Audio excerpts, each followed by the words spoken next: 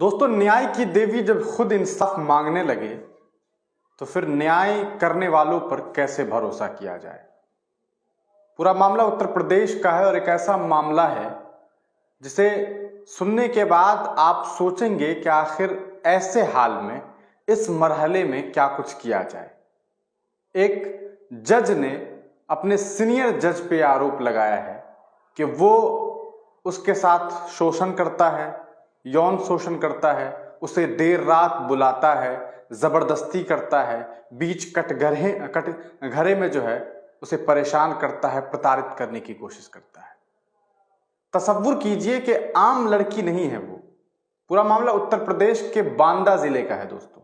बांदा जिले में सिविल जज है अर्पिता साहू।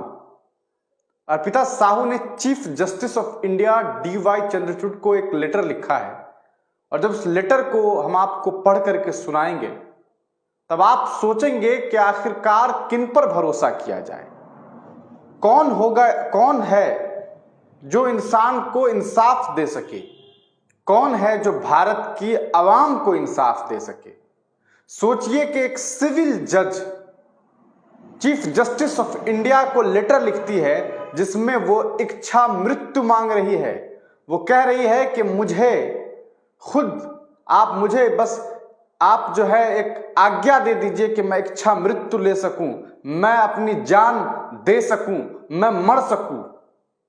इससे ज्यादा शर्मनाक क्या हो सकता है कि भारत के न्यायिक व्यवस्था से जुड़ी हुई एक महिला जो कि खुद एक सिविल जज है, वो आज अपनी मौत की जो है वो मांग कर रही है कि मुझे आज्ञा दीजिए कि मैं मर जाऊं क्योंकि मुझे इंसाफ नहीं मिल रहा है। इंसाफ की देवी इंसाफ के लिए गुहार लगा रही है। बांदा जिले में अर्पिता साहू जो है वो एक सिविल जज है। उन्होंने एक लेटर लिखा और उसमें ये बात कही है कि बांदा जिले के अंतर्गत जो वहां के जिला जज हैं वो उनको प्रताड़ित करते हैं, उनको सेक्सुअली असॉल्ट करते हैं, उन्हें देर रात जो है बुलाते हैं कि तुम मेरे पास आओ। उन्होंने ये तक कहा कि जब मैं कटघरे में होती हूं, कटघरे का मतलब मैं अदालत में जब होती हूं उस वक्त भी वो मुझे नहीं छोड़ते। अब आप सोच लीजिए कि इससे ज्यादा घिनौना, इससे ज्यादा शर्मनाक बात क्या हो सकती है। मैं आपको पूरा लेटर पढ़ के बताता हूं। उत्तर प्रदेश में की जो ये महिला जज है अर्पिता साहू जी, उनका ये लेटर अभी सोशल मीडिया पर सनसनी की तरह फैल रहा है दोस्तों। और ये लेटर वायरल इसलिए भी हो रहा है क्योंकि आप सोचिए कि कोई आम लड़की नहीं है, ये एक सिविल जज है और जज होने के नाते वो एक लेटर लिखती हैं चीफ जस्टिस ऑफ इंडिया को। आपको बता दूं दोस्तों, पूरा मामला जो है वो इस लेटर में क्या कुछ लिखती है मैं आपको पढ़ के बता रहा हूं। लिखती है कि मैं इस पत्र को बेहद दर्द और निराश में लिख रही हूं। इस पत्र को लिखने का उद्देश्य मेरी कहानी बताने और प्रार्थना करने के अलावा और कोई भी नहीं है। आप मेरे सबसे बड़े अभिभावक हैं और मुझे अपना जीवन समाप्त करने की अनुमति दें। मैं बहुत उत्साह और इस विश्वास के साथ न्यायिक सेवा में शामिल हुई थी कि मैं आम लोगों को न्याय दिलाऊंगी। मुझे क्या पता था कि मैं जिस दरवाजे पर जाऊंगी मुझे जल्द ही न्याय के लिए भिखारी बनना पड़ेगा, भिखारी बना दिया जाएगा। जज अर्पिता साहू ने आगे ये लिखा है कि अपनी सेवा के थोड़े से समय में मुझे खुली अदालत में डाइस पर दुर्व्यवहार सहने का दुर्लभ सम्मान मिला है। सोचिए कि डाइस पर इनके साथ असॉल्ट हुआ है। लिखते हैं कि मेरे साथ हद दर्जे तक यौन उत्पीड़न किया गया, बिल्कुल दोयम दर्जे का व्यवहार किया गया। मैं भारत की सभी कामकाजी महिलाओं से यह कहना चाहती हूं कि वह यौन उत्पीड़न के साथ जीना सीखें। सोचिए 50% पॉपुलेशन जो है भारत का वो महिलाओं का है और एक महिला जज ये महिलाओं से कह रही है कि आप तैयार रहिए यौन उत्पीड़न सहने के लिए क्योंकि ये भारत है, यहां ऐसा होगा ही। ये एक महिला जज कह रही है दोस्तों। आगे वो कहती है कि आगे लिखते हैं कि यह हमारे जीवन का सत्य है। पॉश एक्ट, POSH एक्ट जो है हमसे बोला गया एक बहुत बड़ा झूठ है। कोई सुनता नहीं है। शिकायत करोगी तो प्रताड़ित किया जाएगा। आपको 8 सेकंड की सुनवाई में अपमान और जुर्माना लगाने की धमकियां दी जाएगी। अर्पिता ने कहा कि अगर कोई महिला सोचती है कि आप सिस्टम के खिलाफ लड़ेंगे तो मैं आपको बता दूं कि ऐसा आप नहीं कर सकती हैं। मैं जज हूं, न्याय तो दूर मैं अपने लिए भी निष्पक्ष जांच नहीं कर सकी। मैं सभी महिलाओं को सलाह देती हूं कि ये वो खिलौना या निर्जीव वस्तु बनना सीखे, कि वो खिलौना या निर्जीव वस्तु बनना सीखे। महिलाओं को कह रही है कि आप एक खिलौना बन जाइए या एक निर्जीव वस्तु बन जाइए जिसके साथ कुछ भी किया जाए उसे फील ना हो, उसे इमोशन महसूस ना हो। आगे वो कहती है दोस्तों कि अब सोच सकते हैं आप कि आगे वो कह रही है कि एक विशेष जिला न्यायाधीश और उनके सहयोगियों द्वारा मेरा यौन उत्पीड़न किया गया। सिर्फ जज साहब को नहीं, उनके सहयोगियों के द्वारा भी। मुझे रात में जिला जज से मिलने को कहा गया। आगे वो कहती हैं कि मैंने साल 2022 में इस पूरे मामले को लेकर के इलाहाबाद हाई कोर्ट में अपील की। वहां मैंने जो है मुख्य न्यायाधीश से शिकायत की। आज तक कोई कार्रवाई नहीं हुई। किसी ने भी मुझसे यह पूछने की जहमत नहीं की कि क्या हुआ था, आप परेशान क्यों हैं। उसके बाद इन्होंने जुलाई 2023 में हाई कोर्ट की आंतरिक शिकायत समिति से शिकायत की। जांच शुरू करने में ही 6 महीने और 1000 ईमेल लग गए।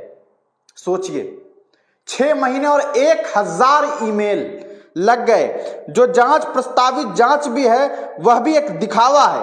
पूछताछ में गवाह जिला न्यायाधीश के तत्काल अधीनस्थ है। समिति कैसे गवाहों से अपने बॉस के खिलाफ गवाही देने की उम्मीद करता है। मतलब साफ है कि आप उनसे गवाही मंगवा रहे हैं जिनके अंडर में वो जिनके अंडर में मान लीजिए आपको कहा जाए, जैसे ये जज हैं, सिविल जज, और इनका आरोप है कि जिला जज जो है इनके साथ उत्पीड़न कर रहा है और हाईकोर्ट कह रही है गवाही देने के लिए किससे, जिला जज के अंतर्गत जो आदमी काम कर रहा है। तो वो तो जिला जज के ही फेवर में बयान देगा। वो कभी क्यों कहेगा कि नहीं जज साहब ने जो है जज साहब का उत्पीड़न किया है। ऐसे तो उसकी नौकरी चली जाएगी। बॉस के खिलाफ कोई कैसे बोल सकता है अगर उसको बॉस के साथ नौकरी करनी है। तो ये कह रही हैं जो अर्पिता साहू जी हैं, इनका ये कहना है कि मैं समिति कैसे गवाहों से अपने बॉस के खिलाफ गवाही देने की उम्मीद करती है, यह मेरी समझ से परे है। यह बहुत बुनियादी बात है कि निष्पक्ष जांच के लिए गवाह को प्रतिवादी अभियुक्त के प्रशासनिक नियंत्रण में नहीं होना चाहिए।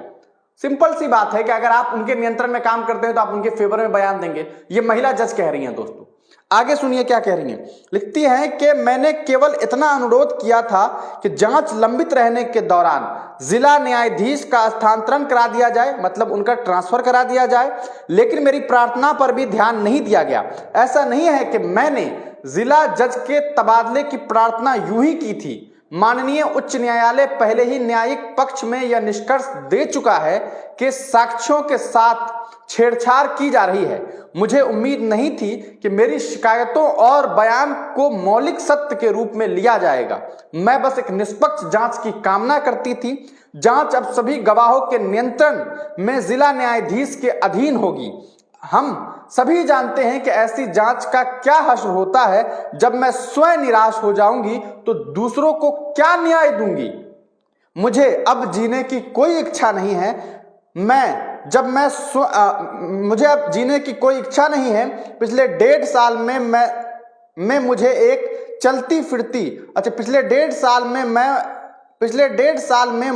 चलती फिरती लाश बना दिया गया है। मेरी जिंदगी का कोई मकसद नहीं है। कृपया मुझे अपना जीवन सम्मानजनक तरीके से समाप्त करने की अनुमति दें। दोस्तों सोचिए कि एक हाई कोर्ट की एक जिले के अंदर में एक जज है, सिविल जज, वो अब इंसाफ की दुहाई मांग रही है। वो इंसाफ चाह रही है और उन्हें इंसाफ नहीं मिल रहा है पिछले 1.5 सालों से। और अंत में वो इच्छा मृत्यु मांग रही है, क्योंकि उनके जो जिला जज हैं वो उनके साथ यौन उत्पीड़न करते हैं, उन्हें सेक्सुअली असॉल्ट करते हैं। ये हालात है भारत में। भारत के न्यायिक व्यवस्था में जुड़े हुए ऐसे ऐसे लोग भी हैं, आप इसका अंदाजा नहीं लगा सकते। अगर मान लेते हैं कि थोड़ी देर के लिए कि ये महिला जज जो है वो सिर्फ आरोप लगा रही है, तो जांच करवाने में क्या मसला था? सही तरीके से जांच क्यों नहीं करवाया गया? दोस्तों, इसके बारे में आपका क्या कुछ सोचना है? अपनी राय कमेंट सेक्शन में जरूर लिखिएगा और ये बताइएगा कि आपको क्या नहीं लगता है कि अगर हमारे देश में जज सेफ नहीं है तो आम लड़कियां कैसे सेफ होंगी? अपनी राय कमेंट सेक्शन में दीजिएगा। तब तक के लिए दीजिए इजाजत, फिर मिलेंगे किसी नई वीडियो के साथ, किसी नई पेशकश के साथ। चैनल को सब्सक्राइब कीजिएगा। वीडियो को अगर फेसबुक पेज पर देख रहे हैं तो पेज को फॉलो करना बिल्कुल ना भूलें।